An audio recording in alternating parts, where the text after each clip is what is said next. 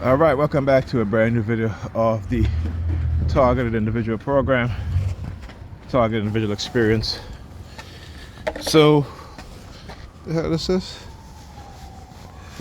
Okay, it's just a package. And woke up this morning around 10 o'clock. All right, and what they'll do from time to time, doesn't happen all the time, but every once in a while, when I wake up and I'm not hearing the sirens, I hear the car horn, and they'll send me a subliminal message saying, to stay home, isolate myself, all right? And there'll be no more noise attacks, which I know is a lie. You know what I'm saying? But it's always to try to convince you, the TI, the victim of their crimes, to isolate yourself, right? And that they won't target you, which we know is, like I said, no, it's a lie.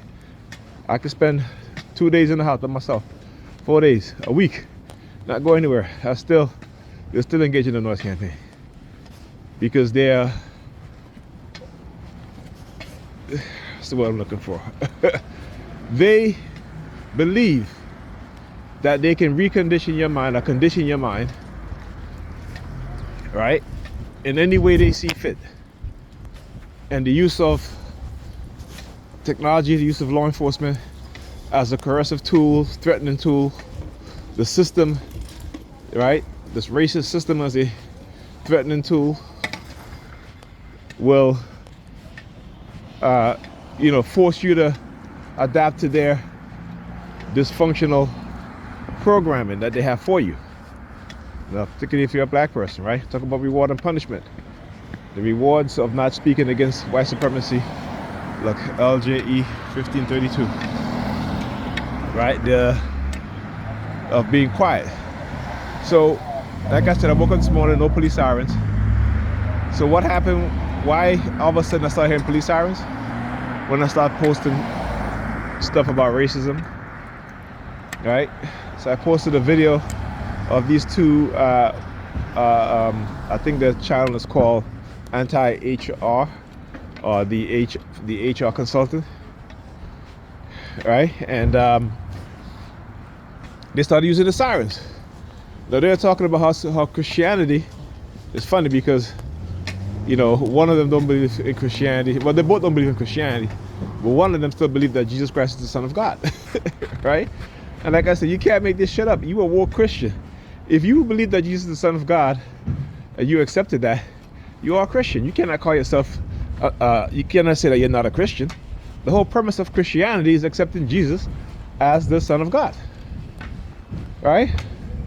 So you can't say, you can't believe that and then call yourself, you say you're not a Christian. You are a Christian. But what it is that you have people who move out of the religion of Christianity in terms of not going to church, but they still adhere to the concept that Jesus is the Son of God. Christianity is a white supremacist religion, and any non-white person who believes in that shit, they believe in white supremacy. That's just the facts. So one of the points they touched on was Christianity being used as a tool to enslave people, right? So one of the women on the podcast was saying that when she went to Africa and she went into the dungeon of no return, and right above that was a church. So you have these white people who will be up in the church and praying to God while they have, look, my headphone just went off. One, it says power off. Again, I don't know why. I got Bluetooth, so it should, and it connected. And the reason why I said power off, he came up, as I say, you see the Jewish guy right here? Walk up to me, turn around. So as he walk up to me, it says power off, right? My headphones powered off, right? So this is as part of the subliminal message that what they'll do, because they don't want me speaking about, racism and these people who've been taught lies, who believe in the lies that they've been taught. Anyhow, just gotta let you guys know exactly what it is that's taking place and what it is that they're doing. right? Exactly what it is that they're doing. All right, and the reason why they continue to attack me is, again, because I continue to speak the truth about who they are, their religion, right? And that's it. So I already know that. All right, if I accepted Jesus Christ, oh yeah, he part of the, I'm not joining any cult. You're a destructive, lot bang. You're a destructive cult. Oh yeah, they was doing that. They was engaging in that this morning also. Loud bangs. But anyhow, all right. As I was saying, so yeah, she was, so the fact that you had these people, and one of the things that she said, that you have these people who were teaching us about God and Jesus, okay, and we've adopted that as a people.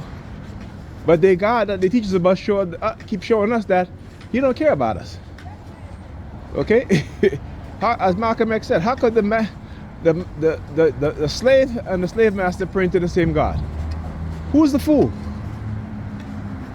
We definitely know it ain't the master. It's the slave, right? Because the same God is telling the master to enslave you. Okay, but you're praying for your freedom to the same God that's telling the master to enslave you. Right? It's like black Christians telling people that they know Jesus exists. You don't know Jesus exists. All right? Because the only source of reference you can go by to find Jesus is your Bible. That's it.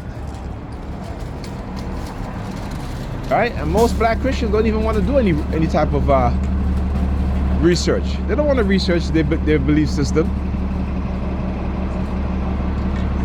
Right? They don't want to do that shit. Why? Because of fear. The fear of going to hell. Right? So no, you don't know that your God exists. You don't know Jesus exists because you haven't done the research. All you've done is regurgitate the bullshit that you've been taught. Right? Just like your parents have been taught bullshit. They taught it to you.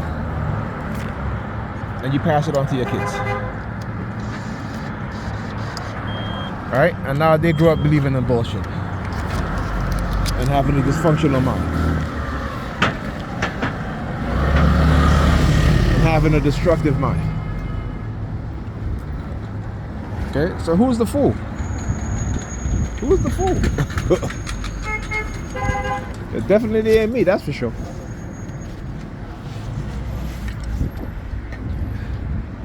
Right? And one of the things that they tend to not recognize, even ex-Christians, people who are no longer Christians, right, is the fact that they'll say, well, Christianity wasn't created in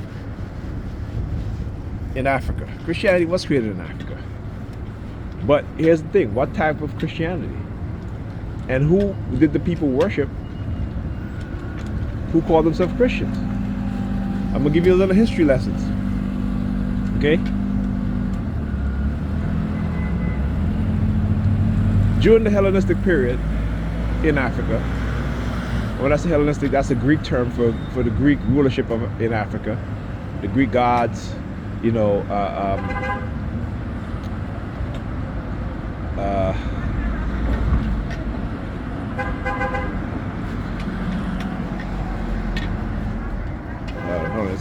come back to me. I know my memory. It's when they attack like this, my memory is shot. Okay. So you have the Greek Zeus, right? Who again was modeled after Egyptian Kemetic gods, right? And again, there was no, during the Hellenistic period, there was no